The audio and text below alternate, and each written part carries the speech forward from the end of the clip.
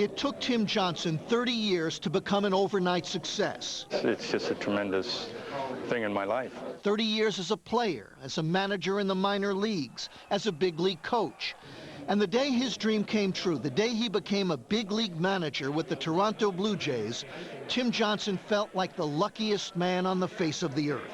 You have a lump in your throat, you get tears in your eyes because you can't believe that it's finally happened after so many years of hard work. Tim Johnson, a victory in his major league debut. The Blue Jays won 88 games in 1998, one of the best records ever for a rookie manager.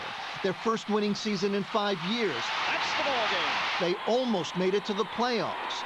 So how, after just 1 year as a winning big league manager, did Tim Johnson go from here all the way down to here, to manager of the Mexico City Diablos Rojos, the Red Devils, where on a lot of nights there are more people in the dugouts than in the grandstands. Tim Johnson didn't just get fired in Toronto, he got exiled to a kind of baseball Siberia for a story he told and has never stopped apologizing for. I've said it hundreds and hundreds of times to so many people. Not only my family, I'm sorry. Everybody. Everybody, if I offended, if I hurt or did anything to hurt anybody, I apologize. I apologize. They say there are just two kinds of managers in the big leagues, those who have been fired and those who will be fired. But unlike almost all the others, Tim Johnson wasn't fired for what he did wrong on the field, like losing games. He was fired for what he was telling his players off the field, in the clubhouse. You may remember that Tim Johnson is the manager who told his players war stories about how he fought in Vietnam, about how he looked danger right in the eye. There was just one problem. He made it all up. You got fired because you told lies about having fought in Vietnam. Sure, I lied. It was only one story. It was one story. One fictional war story about having to do tough things in tough times. A story, Johnson says, to put baseball into perspective for a disgruntled player. You told a player that you fought in Vietnam. You told the player that you were in a dangerous situation. The story was, what happens if a kid is coming with... If a person came with a grenade on their back, do you eliminate this person? Or do you let him come in and eliminate all these? You have to make a decision. And you said what? I said, I know, because I was there. It was a story Tim Johnson admits he told to several ball players on several teams over the years. Always in private and always to motivate them, he says. Never to pump up his own image. And yes, Tim Johnson was in the Marines, but like a lot of ball players, he was in the reserves. He even posed for this picture in front of the Marine Corps flag. But the closest he ever got to Vietnam was a training base in California. After 28 years of deception, finally Tim Johnson has come clean. But how precisely did the world find out about those Vietnam stories Tim Johnson was telling privately? Just ask her. She lives in this house in a small town in the middle of Kansas. Her name is Patty. How's the club doing? Patty Johnson, Tim's wife for the past 29 years. In a funny way, you spilled the beans. Yes. Yes, and I felt very bad about it. Here's how it happened. Roger Clemens, who had given Johnson this motorcycle as a gift, wanted to throw in a helmet with Johnson's Vietnam insignia on it. So he asked the coach's wife to call Patty Johnson. It was the very first question out of my mouth. Was Tim in Vietnam?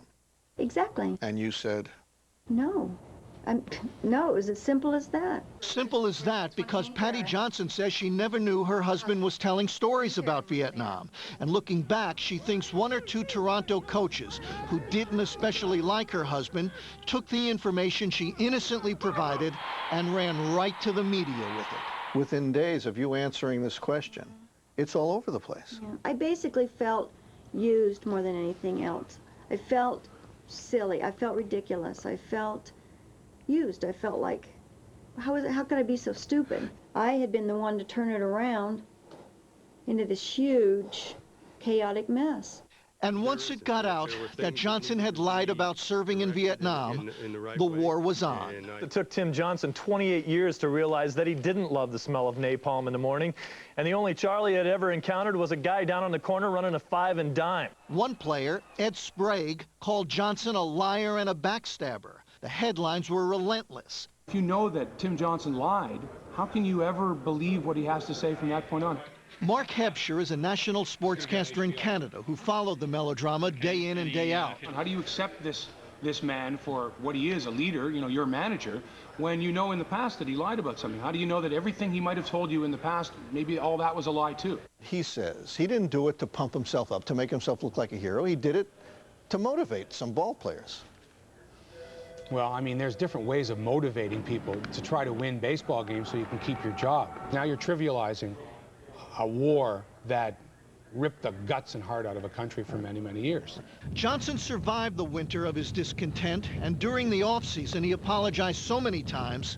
I feel it's time to clear the air.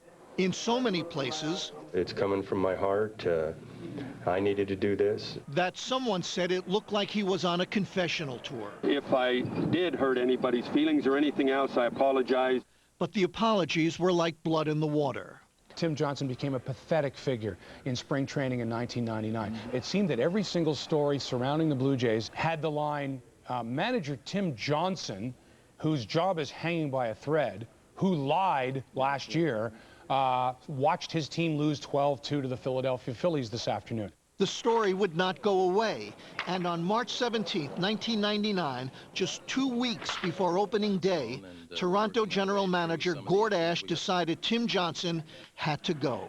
It became a three-ring circus. It became a distraction to the players. It became a distraction to the coaching staff. It became a problem for Tim. When you speak of military service that did not happen, or you speak of circumstances that involve military actions that did not happen, for most people, as I understand it and as it's been relayed to me, that's crossing the line. You can lie about a lot of things in our culture and get away with it, but lying about fighting in a war you never fought in is considered dishonorable, a violation of something sacred. I have so many great friends in the Marine Corps, so many that were killed in Vietnam, so that hurt. And he says it made him feel guilty, and it was that guilt complex, Johnson contends, that turned him into a liar. You don't know how many nights, sleepless nights, I have thinking of your family, what you've done. Baseball can be quite open-minded, if that's the right word, when it wants to be. It's taken back players who have used drugs over and over again, to use just one example. But Tim Johnson, at least right now, is still too hot to handle, which galls his friend and agent, Oscar Suarez. It was a lie, okay. What about that? You've never lied in your life? You never lied to your wife to get out of trouble? You never lied to your bosses? We're going to hang a guy for this for the rest of his life because he told a lie? Why make it such a big deal? But it was a big deal, so much so that just after he was fired, Johnson took a look at a favorite poster hanging in his garage at home in Kansas, and I was so mad at myself one night that I took the end of a broom handle and hit my picture. It doesn't take Freud to figure out what this is about. No. He just feels like he's in a hole. He's just not proud of himself anymore. And which is wrong. He should be proud of himself. But he, you know, this has really devastated him. But you're painting a picture of a broken man. He is. He is. That's why all the memories of 30 years in baseball are sitting on the floor in his rec room. He still can't bear to put them up. It would be too painful to look at those happy times, those smiling faces, before the Sky Dome came crashing in on him. His self-esteem has gone completely down. They're in the gutter. I mean, he has no self-esteem left. How's your Spanish? It's good. But life isn't all bad for Johnson in Mexico, where for one thing, he doesn't have to face the Vietnam artillery day in and day out. He likes his players, he says, and maybe more importantly, they like him. How about our boy?